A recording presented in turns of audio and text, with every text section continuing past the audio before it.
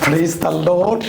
Hallelujah. പ്രിയ സഹോദരങ്ങളെ, ഈ ആദ്യ വെള്ളിയാഴ്ച ദിനത്തിലെ കർത്താവിൻ്റെ വലിയൊരു കൃപയും അഭിഷേകവും ഈശോയുടെ തിരുഹൃദയത്തിൽ നിന്നുള്ള സ്നേഹമൊക്കെ നമ്മുടെ ജീവിതത്തിലേക്ക്, പ്രത്യേകിച്ച് നമ്മളെ സ്നേഹിക്കുന്നില്ല, ആരും നമ്മളെ മനസ്സിലാക്കുന്നില്ല, അങ്ങനെയുള്ള ചിന്തകളൊക്കെ ശരിക്കും നമ്മളെ ഭാരപ്പെടുത്താറില്ലേ.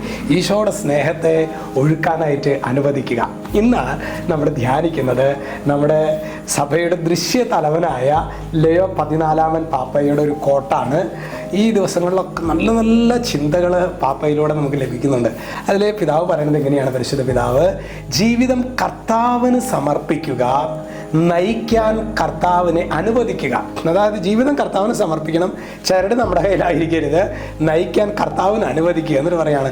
അതാണ് വർഷങ്ങളായി എൻ്റെ ആത്മീയത. പരിശുദ്ധ പിതാവ് പറയണം, പരിശുദ്ധ പിതാവിൻ്റെ ആത്മീയതയെക്കുറിച്ച് പറയാണ്, ദൈവത്തിന് ജീവിതം സമർപ്പിക്കുക, അതുപോലെ നമ്മുടെ ജീവിതത്തെ നയിക്കാൻ കർത്താവിന് അനുവദിക്കുക.